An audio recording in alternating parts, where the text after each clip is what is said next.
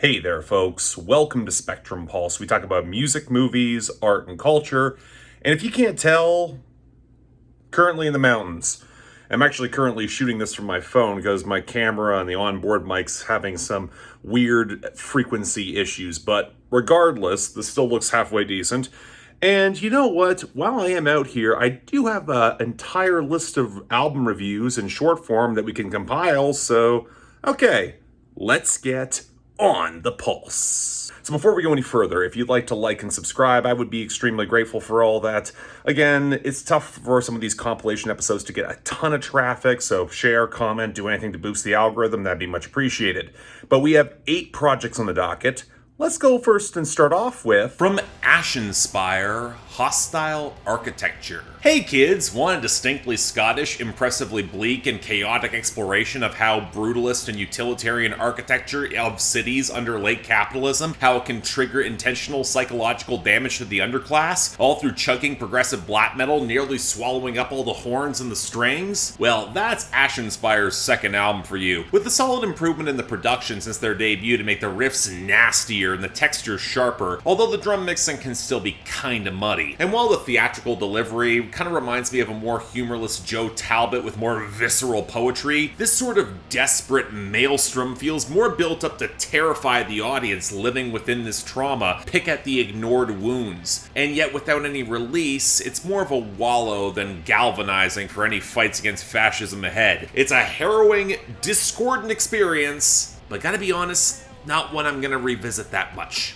Just saying. From Amanda Shires, Take It Like a Man. I've had a weird relationship with Amanda Shires' music. Her early indie country projects are goddamn excellent, and I can't praise the Highwomen enough. But the one I've actually reviewed from her is the overproduced experiment / misfire To the Sunset, so she deserved another proper shot with me. And while this is absolutely a return to form in production and Amanda Shires' lilting, witchy delivery, it's also a pretty tough listen. A sexually charged, maturely framed but heartbreaking examination of midlife crisis misadventures and a relationship on the rocks that might as well serve to be the companion of Jason Isbell's reunions in more ways than one. It can feel a bit over-arranged in the attempts at soul, with some dicey vocal mixing and smothered in ponderous reverb as Isbell's guitar smolders and her fiddle saws. A bit more spare intimacy might be a better fit, but it's a theatrical reality that still cuts really deep. Powerful album, pretty great.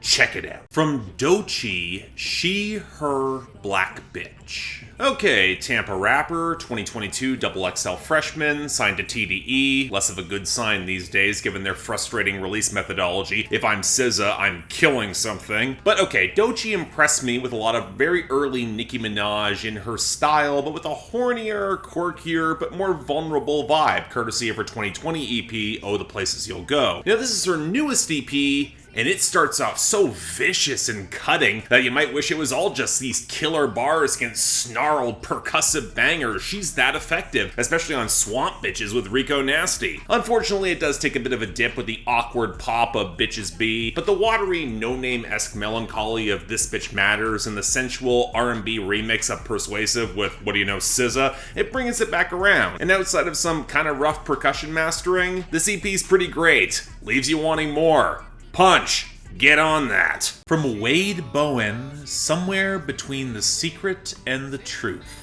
I've said before that Wav Bowen makes the sort of solid, neo-traditional Texas honky-tonk country that's easy to like, but difficult to review at length, and that's just as true here. I've got some issues with the mastering. There's some tinny high frequencies where there shouldn't be. Might be a self-production issue, especially in the vocals. And the album isn't quite as genre-bending or textured in the production or writing as 2018's Solid Ground. But the hooks and tunes are really good, and Bowen's more thoughtful and mature approach to relationships and especially lingering heartbreak has a lot of pathos, with great guest spots from Vince Gill and Laurie McKenna. Now, I wouldn't put this among his best or the strongest country music in 2022. It's been a great year, but you know, there's not a bad song here. It's a remarkably likable listen all the way through.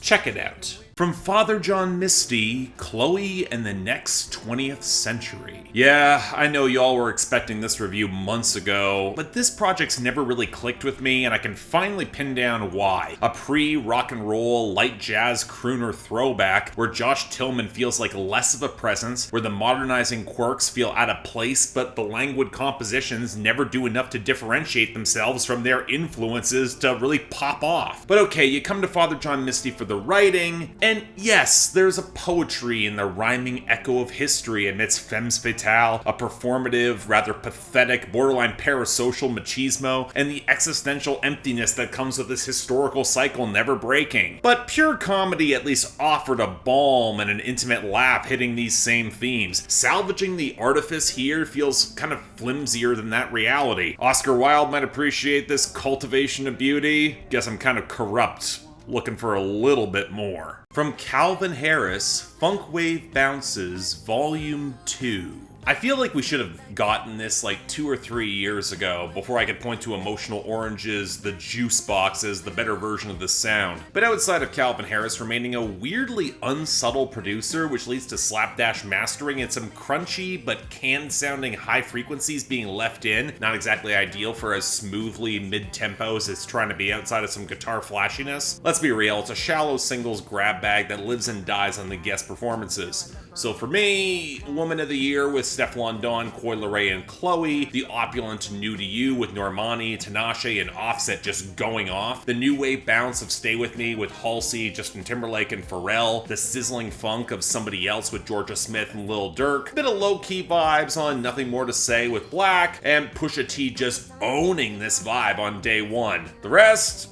hit and miss at best. From Megan Thee Stallion, Traumazine. This album is trying to do way too much. Satiate the mainstream audience with pop crossovers, feed the hot girls with the bangers, showcase more diversity in sound, emotionality, and content, and deliver just enough material to hopefully get out of her contract with 1501 and become the most sought-after free agent. And you know, to Megan's credit, it's the best showcase of her potential to date. There's better production, sharper bars, more vulnerability, where even as a weak singer, she's got a lot of real presence. But between hit and miss guest verses and hooks, Keep Rico Nasty, Jhené Aiko, and the Posse Cut Southside Royalty Freestyle and throw out everyone else, then there's a little wonky sequencing and a niggling feeling that her attempts at expressiveness feel kind of tentative or underdeveloped. Look, in a more crowded field, there's a more distinctive leap for her still needs to be made. So yeah, it is good. I enjoyed this, just not yet great. From Rod Wave,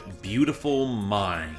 I don't think Rod Wave is living up to his potential, hate to say it. This is the third album I'm covering from him, and while his production and mixing has steadily gotten better, between the undercoat compositions and repetitive come-up, heartbreak, angst subject matter, Rod Wave found his formula. He's not budging from it, but it's also way too long with pointless skits and first draft compositions, likely padding out the runtime for stream trolling. And what's worse is that many are only memorable for a sample or a production flourish or an interpolation, or maybe they could use a guest verse or two to switch it all up, like Jack Harlow of all people on Youngin', and it makes an increasingly petulant wallow kind of sour with overexposure, with nothing better than Street Runner on the project. I treat it as a grab bag playlist. For me, I Know It's Forever, Time Kills Love Birds, Mafia, Everything, maybe Cold December, because let's be real, you've already heard the rest.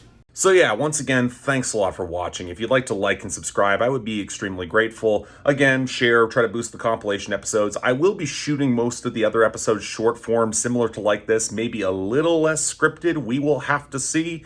But yeah, if you guys want to get albums on my schedule, maybe even perhaps, I don't know, support the channel beyond just buying merch, look in the description below, or you want to potentially help even just argue with me on Discord, the link to my Patreon is right over there. Don't feel obligated, tough times, I understand, but the option is available.